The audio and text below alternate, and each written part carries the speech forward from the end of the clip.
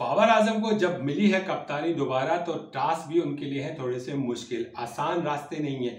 क्योंकि बाबर आजम को cricket board की तरफ से जो मीडिया में रिपोर्ट हो रहा है कि उनको क्लियर मैसेज दिया गया है कि वो अब कप्तान तो बन गए हैं, लेकिन वो किसी भी सूरत में मोहम्मद आमिर और इमाद वसीम को टीम से ड्रॉप नहीं करेंगे। यानी कि मोस्ट प्रोबेबली चांसेस ये कि प्लेइंग 11 से तो वो टोटली ड्रॉप नहीं होने वाले। यानी कि सिलेक्टर्स के पास ताकत होती है कि वो 14-15 प्लेयर्स के जो स्क्वाड होता है, जो वर्ल्ड कप में हो या आगे किसी भी बायलैटरल सीरीज का हो, उसके लिए तो अनाउंस वो कर सकता है, लेकिन प्लेइंग 11 की ताकत कोच और कप्तान के पास होती है, जो ग्राउंड में मैच शुरू होने से पहले अनाउंसमेंट करते हैं। तो अब बाबर आजम को ये क्लियर पिक्चर दे दी गई है कि जनाब अली कुछ भी हो जाए, इमाद वसीम और मोहम्मद आमिर, जिन दोनों ने रिटायरमेंट अपनी वापस ली है, वो प्लेइंग 11 का हिस्सा होंगे। यानी कि अगर रोटेशन पॉलिसी भी चलती है, जैसे अभी तो छोटी टीम आ रही है, सी टीम आ रही है न्यूजीलैंड की, उसके बाद आयरलैंड जाएगा पाकिस्तान खेलने, वो भी वीक टीम है। असल चीज है इंग्लैंड के खिलाफ सीरीज, जहां पे पाकिस्तान 4 T20 खेलेगा मई के आखिर में, फिर फौरन बाद वर्ल्ड कप शुरू हो जाएगा। तो यानी कि इंग्लैंड के खिलाफ सीरीज में भी और वर्ल्ड कप में भी बाबर आजम के पास इतनी पावर नहीं होगी कि वो किसी भी सूरत में इमाद वसीम या मोहम्मद आमिर को ड्रॉप कर सके। अब इसका मतलब ये हुआ कि इमाद खेल रहे हैं तो शादाब या तो ड्रॉप हो सकते हैं या तो उसामा मीर ड्रॉप हो सकते हैं, लेकिन इमाद की जगह पक्की है। इसी तरह आमिर की जगह पक्की है, तो अब जाहिर है डेफिनेटली आप 4 या 5 फास्ट बॉलर्स के साथ तो नहीं जा सकते। अब आप बताइए, आपके पास 6 फास्ट बॉलर्स हो गए जो कि वर्ल्ड कप के लिए जा सकते हैं। अब 6 को तो आप नहीं लेके जाओगे।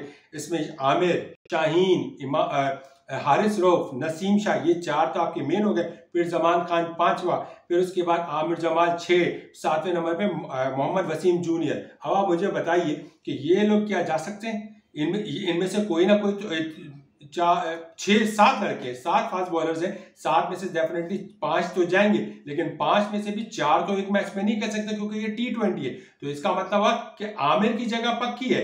अब 5 में से 4 यानी कि एक आमिर कंफर्म है। अब शाहीन और हारिस और नसीम शाह, इनमें से कोई ड्रॉप होगा, क्योंकि जब अगर पाकिस्तान की पिच देख के फैसला करेगी तो अगर 3 फास्ट बॉलर के साथ जाना है तो इन तीनों में से कोई एक बैठेगा।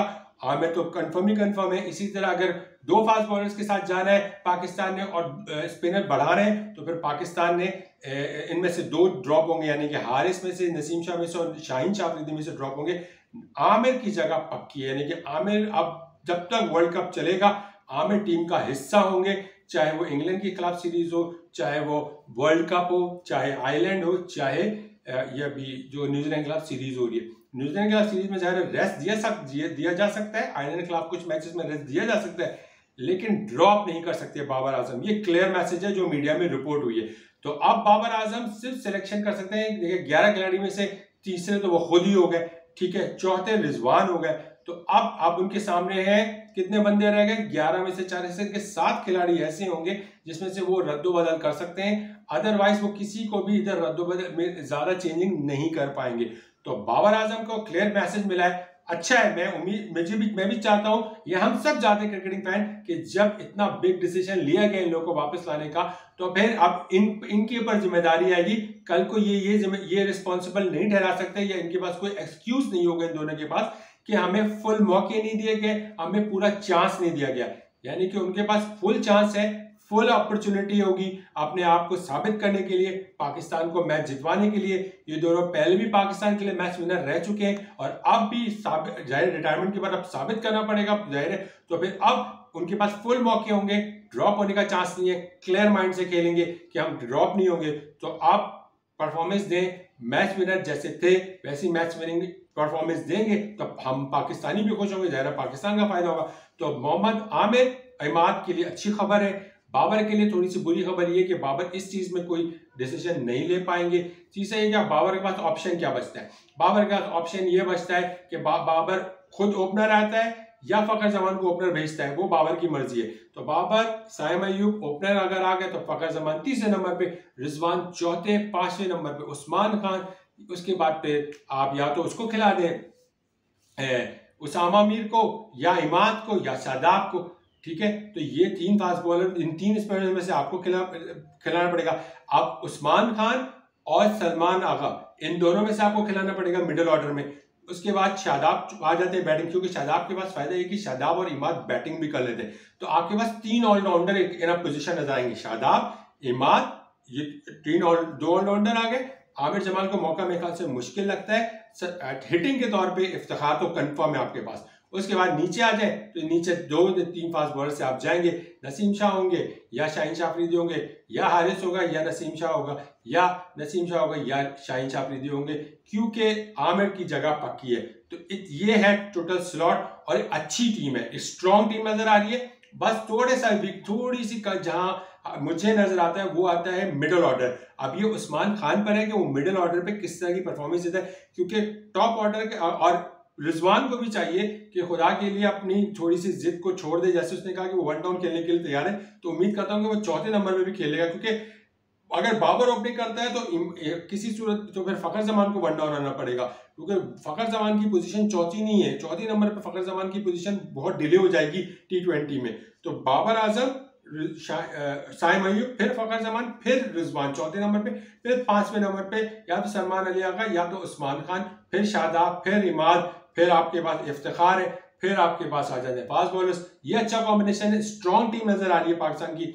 इमाद और आमिर के आने से काफी स्ट्रॉन्ग हो जाएगी और उम्मीद करते हैं कि शाहीन जो आउट ऑफ टच चल रहे हैं वो अब अच्छे तरीके से कम बैक करेंगे और बहुत अच्छी तरीके से कम बैक करेंगे, क्योंकि शाहीन का कम बैक बहुत जरूरी हो गया पाकिस्तान के लिए। और आमिर मैच विनर जैसे थे वैसी ही परफॉर्मेंस देंगे तो पाकिस्तान के लिए फायदा होगा।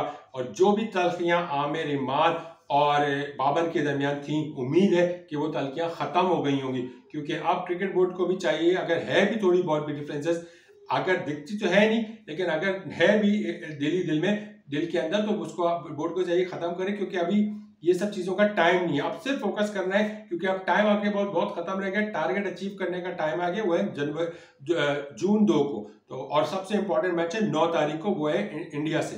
तो इश्यूज यहाँ पे ना, ये मैच जीतना जरूरी है पाकिस्तान के लिए, क्योंकि टीम का कप्तान बदला है, टीम की कॉम्बिनेशन पूरी जो लाइन है सब बदली है, बॉल रिटायर्ड प्लेयर्स को वापस लाया गया है, एक्सपीरियंस प्लेयर्स के तौर पे लाया गया है, मैच विनर के तौर पे लाया गया है, इसीलिए उनकी रिटायरमेंट उनसे रिक्वेस्ट करके वापस दिलवाई गई।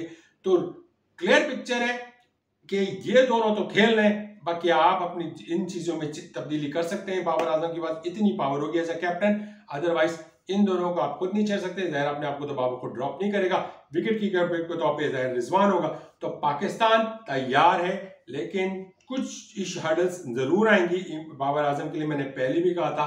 तो बाबर आजम को दिलेराना फैसले करने होंगे। अगर बाबर को कुछ कामयाबी हासिल करनी है तो 50% भी ना वो इमरान खान की कैप्टनसी का जो स्टाइल है ना उसको अडॉप्ट कर ले, उसकी लीडरशिप को 50% भी अडॉप्ट कर लेगा ना, तो बाबर आजम के लिए बहुत सक्सेसफुल रास्ते खुलते चले जाएंगे। बाकी आप अपनी राय का इजहार कीजिएगा। जो मीडिया में खबर है कि इमाद और आमिर को ड्रॉप नहीं कर सकते बाबर आजम, अगर ये सच है तो फिर इसमें आपकी क्या राय है, कमेंट्स में जरूर रिप्लाई कीजिएगा। अपना ख्याल रखिएगा। अल्लाह हाफिज।